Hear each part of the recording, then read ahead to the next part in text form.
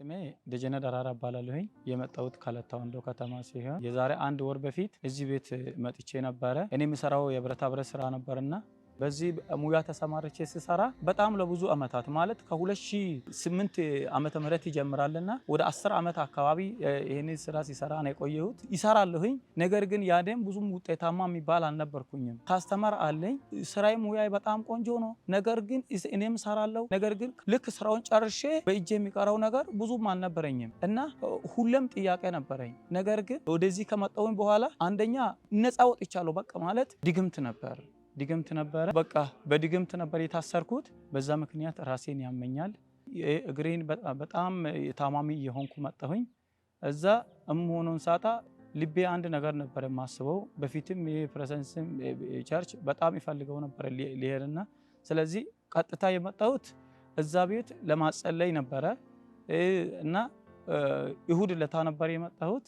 ከዛ ተሳካልኝና ድንገት መጣሁኝ አገኙኝ። ከዛ ወደ አገልጋዮች አግኝቶ ጸልዩልኝ። ከዛ ድግምት ነፃ ወጣሁኝ። ከዛ በኋላ በቃ ተፈወስኩ ማለት ነው። እሱ ብቻ አይደለም በወቅቱ እግሬን ጉልበቴን ያመኝ ነበረ፣ ወገቤን ያመኝ ነበርና በቃ ደግሞ አይምሮዬ ራሱ በጣም ነበር የሚጨንቀኝ። ላብን ነበር የደረስኩት ራሴን አላውቅም። ከጸልዩልኝ በኋላ ግን ሙሉ በሙሉ እዛ ቤት ሁሉም ነገር እርግፍ አድርጌ ነፃ ወጣሁኝ።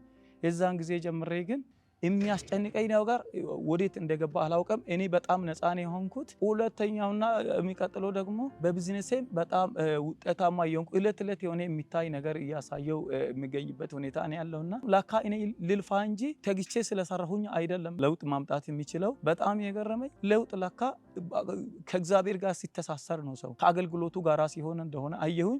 ወደዚህ ከመጣሁም በኋላ ነው ይሄ ሁሉ የሆነልኝ እና እግዚአብሔር ብዙ ረድቶኛል። ዛሬ ላይ ሰራተኞች አሉኝ ከኔ ጭምር ብዙ ቤተሰብንን በጣም ይሄ ነው ማን ይባል አይደለንም በጣም እና እግዚአብሔር ብዙ እየረዳኝ ጥሩ ያንቀሳቀስን አለን። ሌላም እግዚአብሔር ያደረገልኝ ከዛ ጋር አያይዤ ማወራው ቤቴ ተዘግቶ ነበረ በግብር ምክንያት።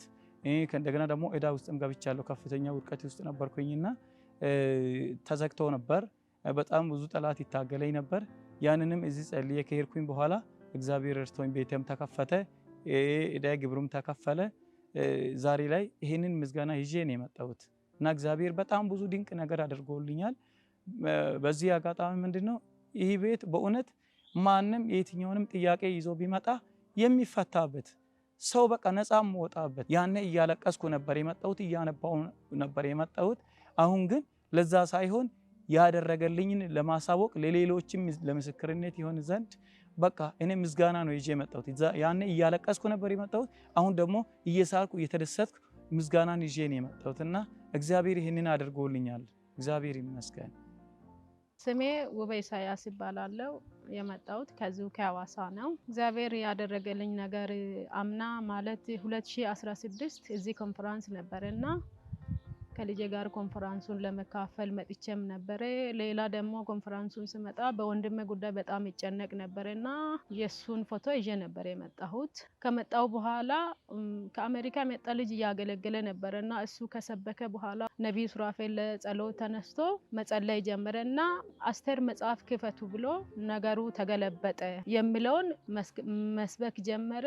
ከዛን በኋላ ያው እሱን ማብራሪያ ሰጥቶ ነብዩ ሱራፌል ከጨረሰ በኋላ ባንክ ቤት እዳ ያላችሁ እጃችሁን አውጡ አለ። እኔ በወንድሜ ጉዳይ እየተጨነኩ ያለሁት በሆነ ጊዜ ለስራ ገንዘብ ከባንክ ተበድሮ ነበር ቤቱን አስይዞ በሆነ ምክንያት ያው በንግዱ ከስሮ እዳውን ሳይከፍል ቆርቶ ቤቱ እንዲሸጥ ነበር የተባለውና ከዛን በሱ ጉዳይ ቤቱ እንዲሸጥ ያው ቤተሰብም ወስኗል። ቤቱ እንዲሸጥ ተብሎ ነበር የመጣሁትና ባንክ ቤት እዳ ያላችሁ ብሎ ነብዩ ሱራፌል ሲጠይቅ ቀደም ብዬ እጄን ወዲያው አነሳውና ሮጦ ወደ እኔ መጣ። ስመጣ እኔ አይደለሁም የተበደርኩት ወንድሜ ነው እንዴ ተበድሮ ነበር ብዬ ሲናገር ወዲያው ከኪሱ 100 ብር አውጥቶ የዛነ በቀኑ ለብዙ ሰው 100 ብር ባንክ ቤት እዳ ላላቸው እየሰጠ ነበርና ቀደም ብሎ ለኔ ብሩን ሰጥቶ ይሄንን ብር ለወንድምሽ ሰጪው ቤቱ አይሸጥም ገና ሌላ ቤት ይሰራል አለኝና ብሩን እንዲያስኩ ነው ወደኩኝ። ከዛን ተነስቼ ልጄን ምን ብሎ ሄደ አልኩት። ቤቱ አይሸጥም ብሏል ነብዩ ሱራፌል ገና ሌላ ቤት ይሰራል ይገዛል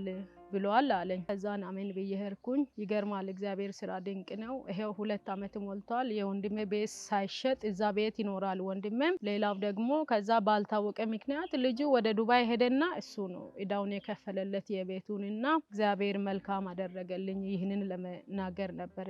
አመሰግናለሁ።